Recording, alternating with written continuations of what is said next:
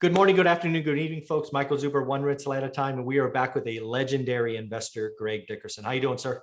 Doing great, Michael. How are you? I'm doing great. So one of the things that I wanted to talk about today, really two topics in our final video, and you could choose whichever one you want to talk about first. One is the notion that we have so much cash piling up in the system. The reverse repo market hit over 1 trillion in overnight lending on Friday.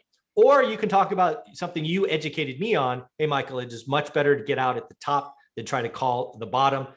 You both in real estate and stocks and all this momentum. So I'd love to talk about both of those. Well, dealer's choice, whichever one you want to hit first. Yeah. We can definitely talk about it. Obviously, cycles are important. You want to talk about that. Number one, you never want to fight the trend, go against the trend. You always want to make your moves with the trend.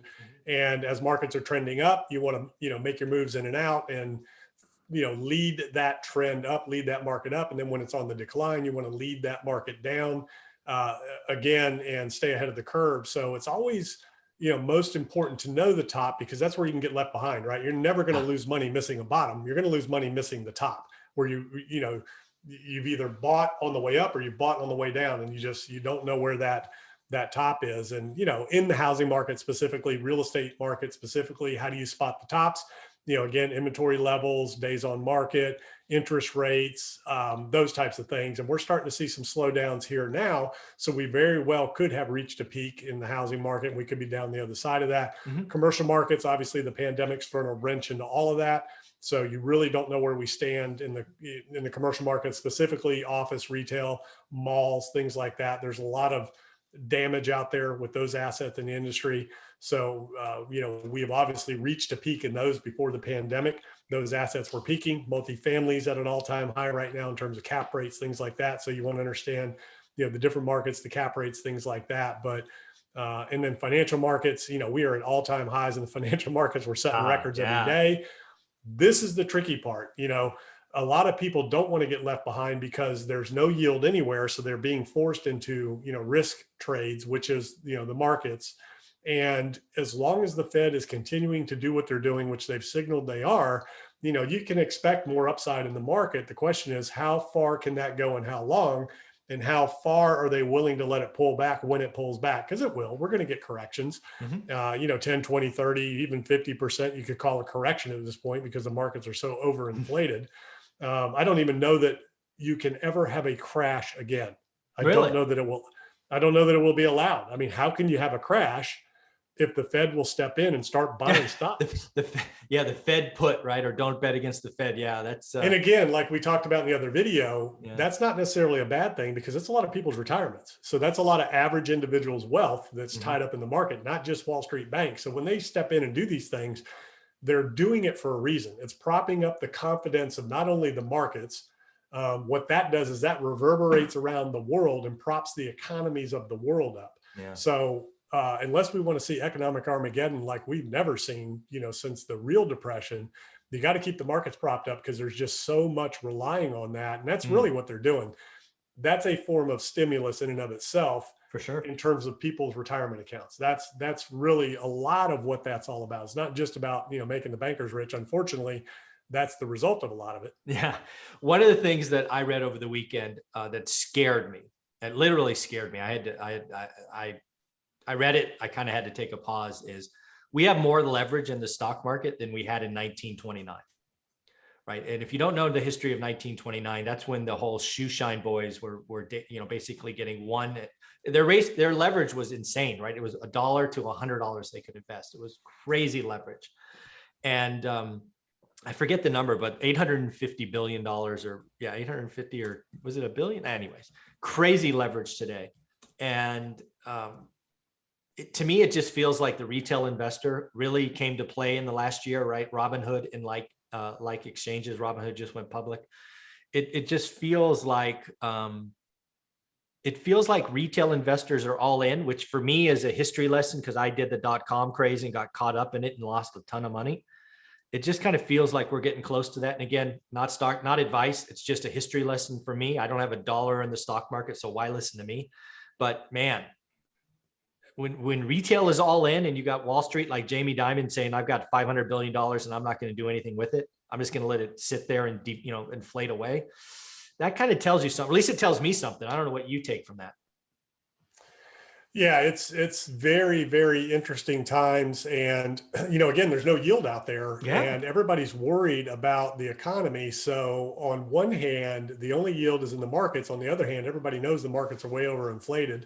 Everybody knows that there's, a lot of rehypothecation going on with bank reserves. So when you put money in your local bank, it doesn't stay there. They put it on deposit with the Fed so they can in turn loan that, back out and lever it all up. That's where the leverage comes from. And that's where, this whole reverse repo and all that stuff comes from in the repo markets.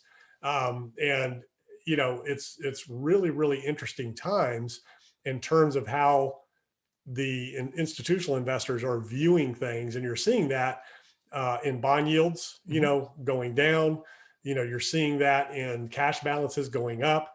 It's very, very interesting times. Yeah, when I kind of see smart money, and for me, Jamie Dimon is one of the best investors out there, right? Kind of like the CEOs of the big banks. When I see him again come out 2 months ago, we talked about it 3 times now, I think you and I, and say we have $500 billion in cash and adding 50 billion a month, I think it was, and we're okay with that. That tells me something, and that tells me that Jamie Dimon is willing to wait until there's an event. He doesn't know when. It could be this year, it could be next year, but Jamie Dimon is happy to wait, and that gets my attention. Yeah, he's not the only one, and he was there. He had a seat at the table. Oh, he did. When all this was going down in 2008 and 9, so he knows exactly what's up. And when you look at a $1 trillion repo market, when that's rehypothecated, that could be 100 trillion. Yeah. That's what people don't know. That entire market could be levered up. Rehypothecated means, you put it on deposit with me, so I in turn let you loan back out tenfold. Then you turn around, put that on your balance sheet in 4 or 5 other different areas, and that gets levered up tenfold. Kind of like the housing market with the CMBS and the derivatives that were created CDOs on that. and all of that. CDOs. Yeah. So a $36 trillion housing market was actually levered up 100-fold. It was. That's why that was such a huge thing. Yeah. Yeah.